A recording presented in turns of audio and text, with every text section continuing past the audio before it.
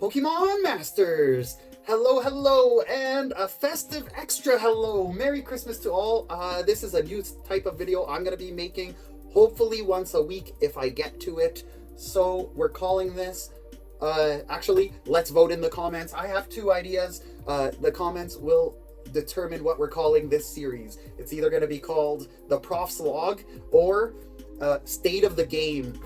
As you know, State of the Game is what we call every single detail and every single moment of a battle, which I felt is a cool pun because this would be the state of Professor Cedar. So either way, I just want to let some things out and talk to you and let you know what's going on, both at Cedar's PC and with Professor Cedar professionally in my Pokemon career. So first of all, I want to do a bit of an introduction. Many of you guys might not know a little bit of the history of how this all began, so I wanted to get all that off my chest and let you guys know a little bit about how this all began. So it was about 6 years ago when I started this business. It was not called Cedar's PC at the time because at the time I was also starting my freelance graphic design career. Prior to that, I was just a corporate graphic designer at a sign company, and I was doing sign stuff. You would even see, there's still some of my signs that I've led those projects, and they're still up there, and I feel like it's really cool, but I don't feel like I can take credit for those signs fully. Of course, there's a team involved, there's manufacturing, there's all that cool stuff, but that's not what we're here talking about. I was very stressed, and there was so much pressure in that job, and my health suffered. So that's why I came to be where I am today. So back then, about 6 years ago, the little shop was actually just a table in a food court in Bountiful Farmers Market, and it was then the same name that I share with my graphic design freelance company, and we don't need to get into what that name of that company is. It's totally unrelated.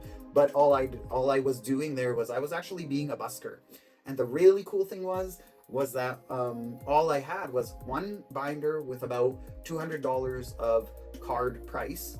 I don't like to say that that was the card value. After all, card value and value itself is defined by what something brings to your life, whereas price is what you're paying for that value. So regardless, I had about $200 of Pokemon cards, but my goal there was not selling, and in fact I didn't even know I was allowed to sell, so I didn't.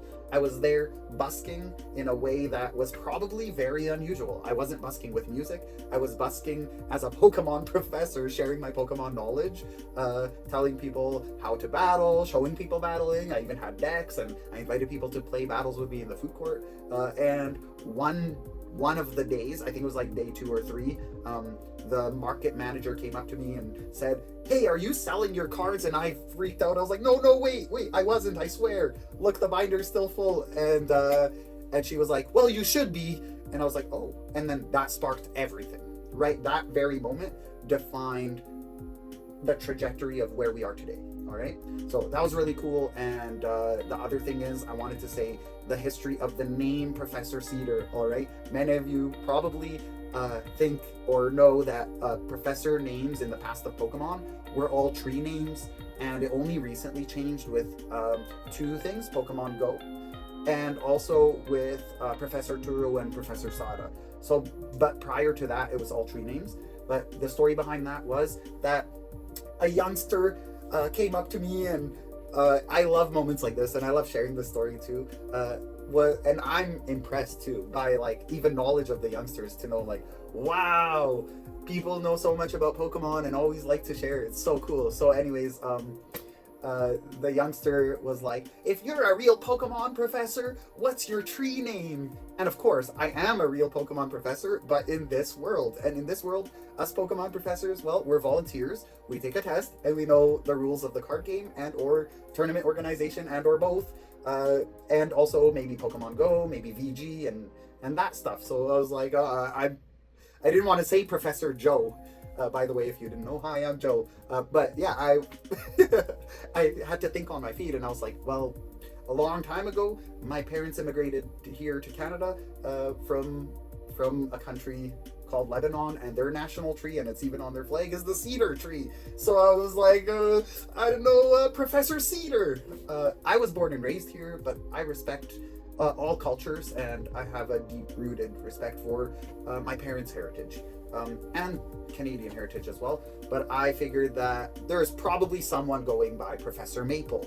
So I didn't choose Maple, I chose Professor Cedar. And again, since we're here on the Professor's log, or the state of the game, I thought I'd share that story. So Professor Cedar was born at that very moment, and we continued to grow because I learned that I was allowed to sell Pokemon cards while busking. And I also decided that if I was going to be selling something, I also wanted to be contributing in a way beyond just sharing my Pokemon knowledge. So I decided that from that moment, 10% portions of proceeds go to CNS and brain cancer research. After all, two important things happened in my life regarding that. A close family friend of my family survived brain cancer because of all the research that has been done and the support and knowledge that has been done in that field. But also, way before that, we as a family lost a family member to brain cancer. So that's why I really appreciate that Cancer Society allows us to choose which specific field the fundraising we do goes to. So very heartwarming. To this day, I believe we're over $5,000 raised. There's gonna be a link in the description of this video. So if you want to add to what we've been raising, definitely go there. And also, just by shopping at our shop in Cedars PC, Bountiful Farmers Market, Edmonton, you are inadvertently supporting that cause. So thank you so much. Thank you. So at that moment, we started building and growing, and I made friends with a local card shop, and they also helped me get some things so that I could sell more than just the cards. They sold me at a better price some deck boxes, some sleeves, and I started to just build a little display every weekend and tear it down. And I built a little sign explaining why cancer research is important. And by then it was about a year past, so that was 5 years ago. So that's a bit of the origin story. And now I kind of want to deviate from the origin talks. Of course, we could revisit stuff in the future, in future episodes like this. But I now want to talk about the future. So something we've been doing for the past few years, I believe it's been 3 years now, with the first year being a pilot year. We've had something we call Cedar Cup.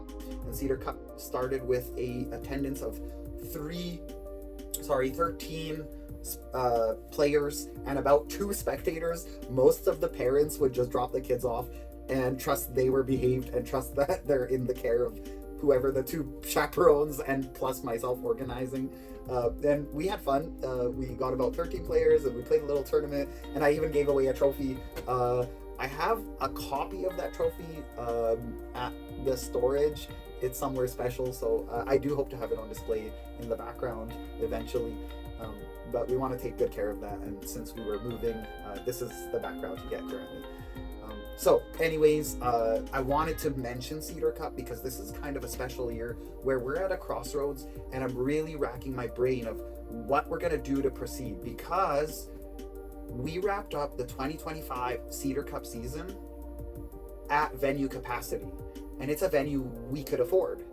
And now we're at this crossroad where I have to do businessy stuff, and I'm not a businessy person. I have to learn about the balancing the costs and the rewards to the attendance, rewards to the guests. So all those things are kind of converging as I decide how we're going to proceed with Cedar Cup next year, because unfortunately we cannot have it at the same venue. And that venue, because of our relationship with that venue, was affordable to be able to give people the price that we were giving for attending as spectators, attending as contestants, and even hosting a league cup during. So all those things, as much as we don't want it to be about money is involved, and those are all those little factors. Okay, so it is important that we know and note that. So going forward, I don't have a specific venue in mind, but I do have a plan in mind, and I am going to share it with the whole community right now. So I want you to know. we still intend to do Labor Day as the finals. Labor Day, Alberta, Canada time. That is going to be our Cedar Cup finals. We have decided that based on the data of attendance and participation and excitement, it seems to be the best weekend to host, okay? But currently my plan is that instead of doing one day in January, one day in June, and then 2 days on Labor Day, I believe what we're going to end up doing is just doing a 3-day straight event where we get all 3 days and we all just celebrate for 3 days straight. Pokemon extravaganza. So I did want to just say that it is the very top of my mind what I'm thinking about. After all, it is my signature event as a Pokemon Professor. It is something that I hold near and dear to my heart. After all, we don't get the expanded format in the official Championship League, and it is my favorite format. But also, it's the most inclusive format, I would say, just because I don't have to say no, you can't use those cards, especially to the youngsters. But also, not everyone can travel to regional championships. Not everyone can travel to international championships, meaning they might never get to experience those large events. So that's why we host Cedar Cup, and I promise I will do whatever I have in my power to never take that away, at least from this Edmonton community. And if I nail out a very nice template and build it, I will try to expand it, either with other professors' involvements and maybe give more places this opportunity to have that sort of event. So for numbers, our last Cedar Cup had 25 contestants. These are off the top of my head. All the numbers accurately are on our website. I'm not going to go digging. I might edit in some corrections there. But we reached a venue capacity, which includes the League Cup contestants as well. So we had the Cedar Cup contestants, and then we had, I believe, 12 League Cup contestants at the same time as the Cedar Cup contestants. Plus we had people going through our side events tables and first steps, plus spectators. Altogether, we reached 120 people at the peak, which was just at the fire code. Luckily, we didn't have to turn anyone away. We just touched the fire code, which was the venue capacity. And then there's also that through traffic. So as some people were leaving, some were coming in, and we happened to stay just below that fire code. And through the whole weekend of the Cedar Cup, the finals is always a 2-day event. We're hoping to make it a 3-day, and then in the future, as I said earlier. But across both days, we reached about 200 people through that venue. I'm so excited about that, and honestly, it's tear-jerking to me how heartwarming the community is at our Cedar Cup events. It's amazing. It's so incredible. So I can't say thank you enough. Also, the most important group of people at that venue, which also takes our capacity, is our amazing team of volunteers and other professors. Huge thank you. You know who you are, and for your anonymity, we'll leave it at that. If you want to meet our awesome team, come on down to Edmonton and participate in the Cedar Cup, or just spectate. It's an amazing group of people. The spectators, the groups, everyone. It's just a blast. So I wanted you all to know and get that update. All right. One more update specifically about me is my path as a professor. I wanted to say I've had over the past couple of years the privilege. I'm so thankful to the Pokemon Company International and the organizers of the events, of large events, that I've gotten to go to regional championships and participate as a professor and work with the teams there and meet other professors from all around the world, professors from London, United Kingdom, from USA, from South America, and I only hope to meet even more. So I do plan on continuing to expand my portfolio and resume of large events I've been to. After all, a journey of a professor is a journey of learning, and I can't be more blessed, or if I am more blessed, I don't even know what to say. Super thanks, yeah, or epic super thanks, you know. So it's just amazing.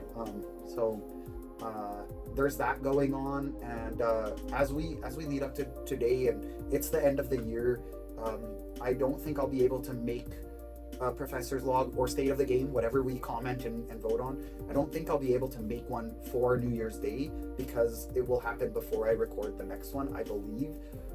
So I want to just reflect on the year and be thankful, and that's why I mentioned the regional championships, and also for being in the specific spot we are in Bountiful Farmers Market. We've grown all the way to being a full-size booth as of this year. We're now officially at 10 square feet. We have a demo table, we have shelving with full inventory, and we've been authorized to be an official league location. It's amazing, thanks to having an upstairs classroom. We're now doing league challenges, and as of early next year, we're approved to run league cups as well, which is so important for those people who do want to travel and try to tackle the world championships. So, I mean, I only have amazing things to be thankful for with my Pokemon journey and my journey as a hobby shop owner. I always chuckle and laugh a little bit when people ask what I do for a living, and I know that, and you guys probably know as well, you know that I'm a freelance graphic designer. First and foremost, that's what pays the bills. But this right here, what we're talking about, it's truly my biggest passion. Pokemon, Gundam model kits, Toy Story. If you've seen my reels, I got so excited when we had those Toy Story model kits, and like filling the shelves with action figures, and I hope to expand to, people have been requesting One Piece TCG, which is a whole different distribution line, so I can't get those yet, but we hope to, and not Runeterra, Riftbound, yeah, I hope to get that in too. So having a place to really thoroughly enjoy the hobbies, but also share it with the community, generously, transparently, and inclusively, like that's the dream, and I'm gonna keep that dream alive. And you have shown me, you've shown me a way to do that, and I can only be thankful for that. So I do want to wrap this up because I could rant and ramble and rave and talk. After all, this is all my favorite thing, but mostly right now, the thing on my mind and on the tip of my tongue is Merry Christmas, everyone. And I'm so happy that we're here at the end of 2025 on a high note. Thank you guys so much. Thank you. Merry Christmas. And if we don't get one by the new year, Happy New Year. Professor Cedar logging out.